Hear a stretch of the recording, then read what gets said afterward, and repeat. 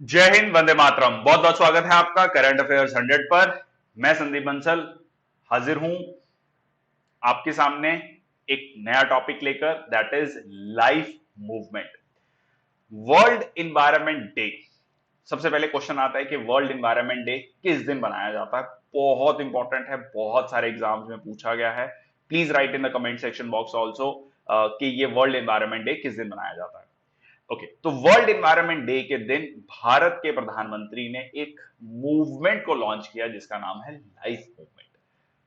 इसके बारे में जानेंगे, लाइफ मूवमेंट क्या है। इस बार जो वर्ल्ड एनवायरनमेंट डे था 2022, उसका जो थीम था वो था ओनली वन अर्थ। यहां पर आप देख सकते हैं ओनली वन अर्थ, ये इस बार का थीम था। तो इसके बारे में भी पहले थोड़ा सा बात कर लेते हैं कि ये जो टर्म है ओनली वन अर्थ, ये कहां से आया। तो ये कहा गया कि हमारे पूरे के पूरे ब्रह्मांड में, यूनिवर्स में बहुत सारी बिलियंस ऑफ गैलेक्सीज हैं। एक गैलेक्सीज में बिलियंस ऑफ प्लैनेट्स हैं, बट एक ही धरती है। So let's take care of it, this is very important. अगर देरी हो गई, सो द ह्यूमन सिविलाइजेशन और you can say this planet would not be ideal for the living. तो ये स्लोगन जो था ओनली वन अर्थ, ये स्लोगन था पहली जो यूनाइटेड नेशंस की कॉन्फ्रेंस हुई थी on human environment, held in Stockholm in 1972। तो ये जहां से ये शुरुआत हुई है, जिसके बाद आपका यूनाइटेड नेशंस एनवायरनमेंट प्रोग्राम बना जिसका हेडक्वार्टर नैरोबी कीनिया में है। अ, उसी थीम को दोबारा रखा गया है। ठीक है, कह सकते हैं रिविजिट किया गया है। तो 50 साल पूरे हुए हैं, बहुत इंपॉर्टेंट है। ये क्वेश्चन भी आपका पूछा जा सकता है।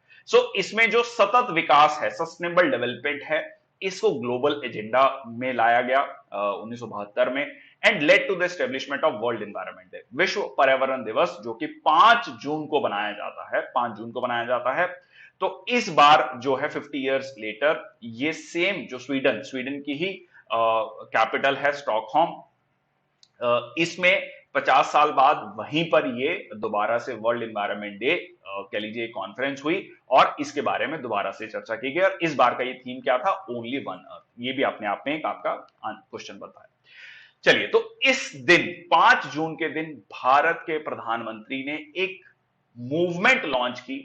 इस मूवमेंट का नाम क्या रखा गया? Life movement. अब लाइफ मूवमेंट का मतलब क्या है या इसकी कह लीजिए फुल फॉर्म क्या है?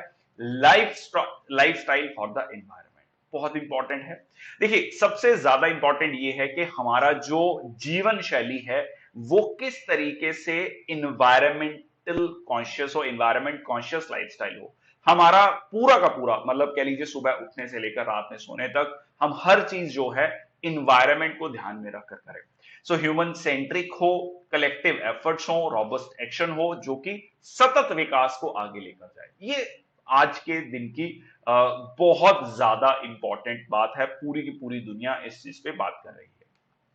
चलिए, तो ये जो ग्लोबल इनिशिएटिव है ये प्रपोज किया गया था प्रधानमंत्री जी के द्वारा कॉप 26, जो कि लास्ट ईयर हुई थी ग्लासगो स्कॉटलैंड में। ठीक है जी, ग्लासगो स्कॉटलैंड यूके में ये आपकी कॉन्फ्रेंस हुई थी, corp 26 conference of parties.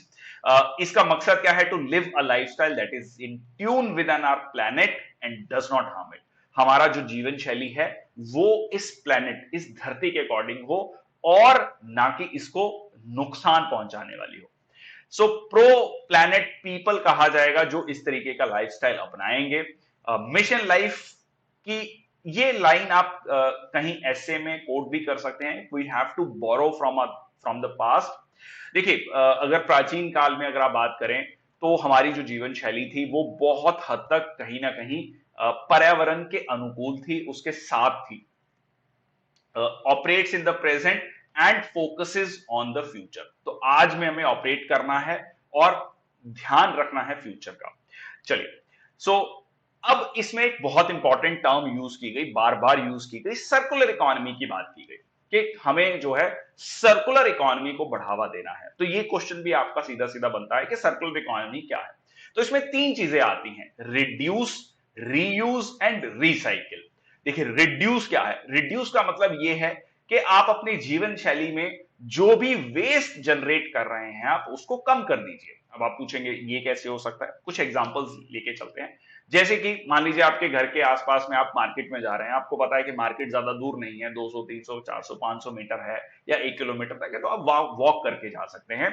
Instead of taking your bike और स्कूटी, कुछ भी ले जाने के बजाय पैदल जाइए, और ताकि इससे आपकी हेल्थ भी अच्छी होगी और आप उसकी यूजेज को कम करेंगे। Reduce using energy efficient bulbs, LED bulbs का यूज कीजिए। टैप वाटर को कंजर्व कीजिए। जब मान लीजिए बहुत छोटी छोटी चीजें हैं, अब आप कहेंगे कि ये चीजें तो हम बचपन से सुन रहे हैं, but again this has to revisit.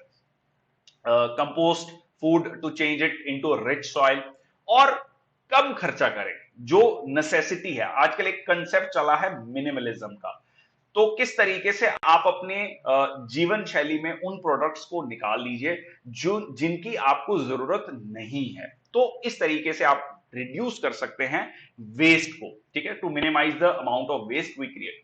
Then आपका आता है reuse, refers to using of items more than once. जैसे कि आप कोई बॉटल्स हैं तो उनको दोबारा रीयूज कर सकते हैं। कॉटन बैग्स, जूट बैग्स को यूज करें इंस्टेड ऑफ प्लास्टिक बैग्स। अगर प्लास्टिक बैग्स हैं तो उनको दोबारा रीयूज करें। Reusable lunch boxes, back side of the paper को यूज करें, और मटेरियल्स को क्राफ्ट्स के लिए यूज करें। बच्चों को बताएं किस तरीके से क्राफ्ट्स में यूज हो सकता है। Recycle means putting a product to a new use instead of throwing it away. उसको ऑल टुगेदर फेंकने की बजाय उसको रीयूज कैसे किया जा सकता है, रिसाइकिल कैसे कैसे किया जा सकता है, दोबारा से यूज में कैसे लाया जा सकता है। For example recycle plastic containers, recycle soda cans, बहुत सारी चीजें हो सकती है, cardboard boxes, recycle paper, newspaper and magazines, compost leaves, आप कंपोस्टिंग कर सकते हैं। बहुत सारी चीजें हैं जिससे कि रिसाइकलिंग कर सकते हैं। आजकल आपने देखा होगा जो एम्प्टी बकेट्स हैं या एम्प्टी कैन्स हैं, उनको प्लांट्स के लिए, घरों में प्लांट्स को लगाने के लिए यूज कर लिया जाता है। तो ये कुछ यूजेज हो सकती है रिसाइकल। अब इसमें दो कंसेप्ट और ऐड हुए हैं रिसेंटली। रीथिंक, सोचना।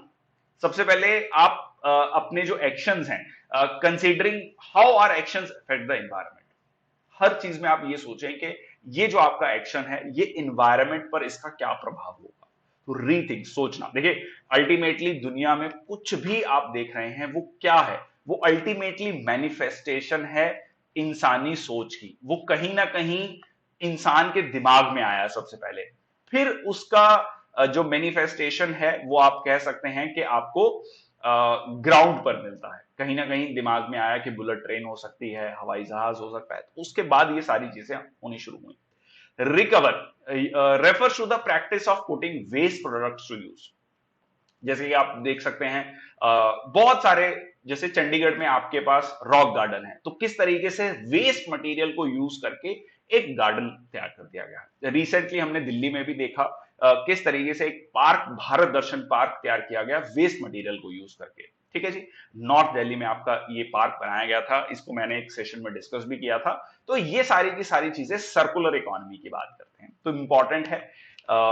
तो यहां पर आप देख सकते हैं कि एक लीनियर वे क्या है कि आप कंजम्पशन करें रिसोर्सेज का, नेचुरल रिसोर्सेज का, और उससे कोई प्रोडक्ट बनाएं, उसको कंज्यूम करें और उसको फेंक दें, उसको, वो एक वेस्ट की तरह हो गया।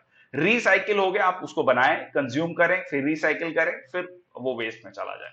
सर्कुलर इकोनॉमी, तो ये वर्ड सर्कुलर कहां से आया है?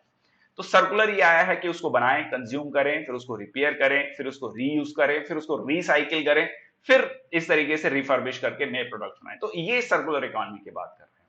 तो मिनिमल वेस्ट हो, तो that is the important thing.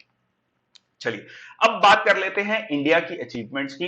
इस सेक्टर में लाइफस्टाइल की जो हमने चेंज करने की बात करी है, तो धीरे धीरे फॉरेस्ट कवर जो है हमारा बढ़ रहा है। Population of Lions, tiger, leopards, elephant, rhinos, ये सारी की सारी चीजें बढ़ी हैं। India's commitment to reach 40% of installed electric capacity from non-fossil fuel based resources, ये हमने पहले ही अचीव कर लिया है। और जो हमारा टारगेट है 10% एथेनॉल ब्लेंडिंग का, ये भी हमने 5 महीने पहले अचीव कर लिया है। नवंबर 2022 का टारगेट था, जो कि जस्ट अभी हमने उसको अचीव कर लिया है। उसके अलावा हमने 2030 का टारगेट रखा था 20% एथेनॉल ब्लेंडिंग का, जो कि हमने प्रीपोन कर लिया है 2025 तक। तो हम 5 साल पहले ही इसको अचीव कर लेंगे। अब आपके दिमाग में, चलिए मैं अभी इस पे आऊंगा। देयर इज अ मेजर कंप्लिशमेंट, अगर मैं एथेनॉल ब्लेंडिंग की बात करता हूं स्पेसिफिकली, अल्टीमेटली मोटिव क्या है इसमें? मोटिव दो है। सीधा सीधा हम एनर्जी डिपेंडेंस जो है हमारी बाकी देशों पर, अगर आप पिछले साल की बात करें तो लगभग 8 लाख करोड़ रुपया जो है हमने तेल को, कच्चे तेल को आयात करने पर खर्च किया। अब अगर सीधा सीधा आप 10% एथेनॉल ब्लेंडिंग कर रहे हैं तो ये धीरे धीरे आप उतना पैसा बचा सकते हैं। सो when technology and tradition and mix, the vision of life will be taken further. तो टेक्नोलॉजी और ट्रेडिशन को किस तरीके से साथ साथ लेके चला जाए। नेशनल पॉलिसी ऑन बायोफ्यूल्स, इस पे थोड़ा सा और चर्चा करूंगा। जो मैंने अभी आपको बताया कि 20% एथेनॉल ब्लेंडिंग पेट्रोल में 2030 का टारगेट था, जो कि हमने 2025 26 तक जो हमने अचीव करने के का लक्ष्य रखा है उसको प्रीपोन कर लिया है। इससे अभी तक जो ये ब्लेंडिंग 10% हमने ब्लेंडिंग करी है, जो अचीव कर ली है, इससे अभी तक हमने 41,500 करोड़ रुपया बचाया है पिछले 8 सालों में। अब दिमाग में आएगा कि बस 41,500 करोड़, नहीं, this is not small amount. और अब फ्यूचर में जब 20% हम एथेनॉल ब्लेंडिंग कर लेंगे तो हर साल $4 बिलियन। तो मैं एक बार आपको बता देता हूं कि अगर आप मान के चलिए कि 75 रुपए का एक डॉलर है तो $4 बिलियन बनता है 30,000 करोड़। तो लगभग 30 से 35,000 करोड़ रुपया हर साल इंडिया का बचेगा। ऑब्वियसली तो ये किसके पास जाएगा? ये हमारे उन किसानों तक भी पहुंचेगा जो बायोफ्यूल्स में हमारी मदद कर रहे हैं, या कह लीजिए रॉ मटेरियल प्रोवाइड कर रहे हैं। और इससे इंपॉर्टेंट चीज और क्या है, क्योंकि हम इन्वायरमेंट के बारे में डिस्कशन कर रहे हैं, 27 लाख मेट्रिक टन जो ग्रीन हाउस गैस एमिशंस है वो भी कम हुई है। इनको इतना ग्रीन हाउस गैस एमिशंस को एमिट करने से हमने रोक लिया है। तो ये भी एक बहुत बड़ा इंपॉर्टेंट पॉइंट है बायोफ्यूल्स में। ठीक है जी, चलिए, तो ये डाटा इंपॉर्टेंट है, इसको ध्यान में रखिएगा। अब कौन कौन से प्रोडक्ट्स हैं जिनसे कि हमें बायोफ्यूल्स मिल सकता है? मोलासेस हैं, शुगर केन जूस है, उसके अलावा शुगर बीट है, स्वीट सॉर्गम है, स्टार्च है, कॉर्न है, कसावा है, रॉटन पोटैटोज है। तो सीधा सीधा आप ये कह सकते हैं डैमेज फूड ग्रेन जैसे wheat, broken rice, unfit for consumption, इनको बायोफ्यूल बनाने के लिए यूज किया जा सकता है। तो सीधा सीधा कह सकते हैं कि जो पैसा हमारा बचेगा तेल को आयात करने से, जैसे मैंने आपको बताया 30 से 35,000 करोड़, तो सीधा सीधा ये बेनिफिट हमारे किसानों तक भी पहुंचेगा। तो कई सारे बेनिफिट हो गए। इससे एक बेनिफिट ये होगा कि एमिशंस कम होंगी, ग्रीन हाउस गैस एमिशंस कम होंगी, हमारे किसानों तक जो है ये पैसा पहुंचेगा, और हमारी जो निर्भरता है कच्चे तेल पर वो कम होगी। ठीक है जी, चलिए आगे चलते हैं। इसके अलावा हमने लास्ट ईयर COP26 में, जो जैसे मैंने आपको बताया ग्लासगो स्कॉटलैंड में हुई थी, पंचामृत की बात की गई थी प्रधानमंत्री जी के द्वारा। ये 5 कौन कौन से टारगेट्स हैं? So India will bring non fossil energy capacity to 500 gigawatt by 2030। तो 5 लाख मेगावाट जो बिजली है वो नॉन फॉसिल एनर्जी से आएगी 2030 तक। ये हमने टारगेट, बहुत एम्बिशियस टारगेट रखा है। India will fulfil 50% of its energy requirement, जो मैंने आपको बता दिया। 2030 तक 50%, टोटल एनर्जी का 50% हम फॉसिल, नॉन फॉसिल फ्यूल से बना रहे होंगे, या कह लीजिए रिन्यूएबल एनर्जी से बना रहे होंगे। उसके बाद बात करूं तो 1 बिलियन टन तक कार्बन एमिशंस को कम करेंगे 2030 तक। 45% जो कार्बन इंटेंसिटी है उसको कम करेंगे 2005 के लेवल से, और net zero carbon emissions achieve कर लेंगे 2070 तक। ठीक है जी, 2070 तक ये कुछ हमने टारगेट्स रखे थे। तो अगेन लाइफस्टाइल की बात कर रहे हैं हम। ओके, अब बात कर लेते हैं कि जो ये मूवमेंट लॉन्च की गई प्रधानमंत्री जी के द्वारा, इसमें बहुत सारी चीजें और भी थी। और क्या क्या चीजें थी?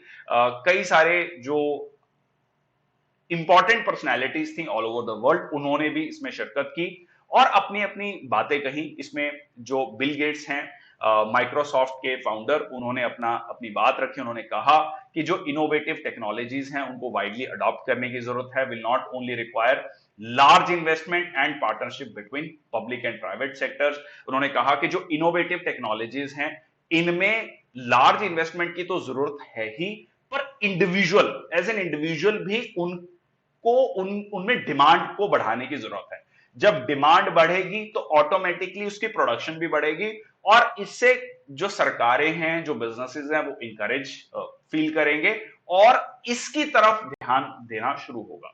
तो इसमें इंपॉर्टेंट ये है कुल मिला के कि एज एन इंडिविजुअल आप और मैं, हम सब लोग किस तरीके से उन प्रोडक्ट्स का इस्तेमाल ज्यादा करें जो इन्वायरमेंट फ्रेंडली है। तो ऑटोमेटिकली ये सिग्नल जो है मार्केट को भी पहुंचेगा, प्रोड्यूसर्स को भी पहुंचेगा, वो भी अपनी इन डिमांड्स को चेंज करेंगे, अपनी प्रोडक्शन टेक्निक्स को चेंज करेंगे।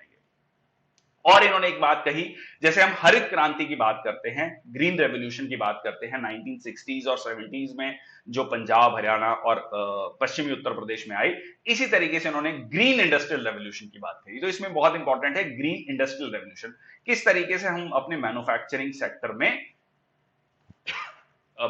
सेक्टर में ग्रीन टेक्नोलॉजीज को बढ़ावा दे सकते हैं।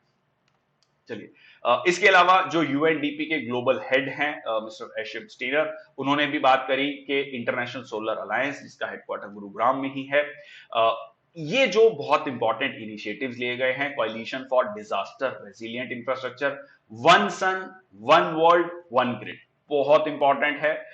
इसको हम एक अलग सेशन में भी डिस्कस कर सकते हैं क्योंकि ये क्वेश्चन पूछा गया है बहुत सारे एग्जाम्स में। उसके अलावा अगर मैं बात करूं मिस्टर अनिरुद्ध दासगुप्ता, जो कि सीईओ और प्रेसिडेंट हैं वर्ल्ड रिसोर्स इंस्टीट्यूट के, उन्होंने कहा कि how we live, how we consume, how we take care of the planet, ये बहुत इंपॉर्टेंट है। इसके अलावा David Malpass, World Bank president, उन्होंने कहा कि हमारा जो भारतीय संस्कृति है, हमारे जो स्क्रिप्चर्स हैं, उसमें इन्वायरमेंट का क्या रोल है। आप देख सकते हैं कि हमारी डे टू डे लाइफ में नीम, तुलसी, बहुत सारे जो आयुर्वेद प्रोडक्ट्स हैं, आयुष जो है, उसका क्या रोल रहा है। And it is not just the recent times, it is since ages that we are focusing on our environment. अगर बात करें सेक्रेड ग्रूव्स की, सेक्रेड फॉरेस्ट की, हमने हमेशा से इन्वायरमेंट को एक सेंटर में रखा है हमारे लाइफस्टाइल के। तो ये बात जो है डेविड मैल्पास, जो वर्ल्ड बैंक के प्रेसिडेंट है, उन्होंने भी कही। उसके बाद जो प्रधानमंत्री जी, उन्होंने ये कहा कि माइंडलेस और डिस्ट्रक्टिव कंजप्शन की जगह हमें माइंडफुल एंड डिलिब्रेट यूटिलाइजेशन की, अगेन कुल मिला के बात आ गई लाइफस्टाइल पर, किस तरीके से हमें लाइफस्टाइल को चेंज करने की जरूरत है।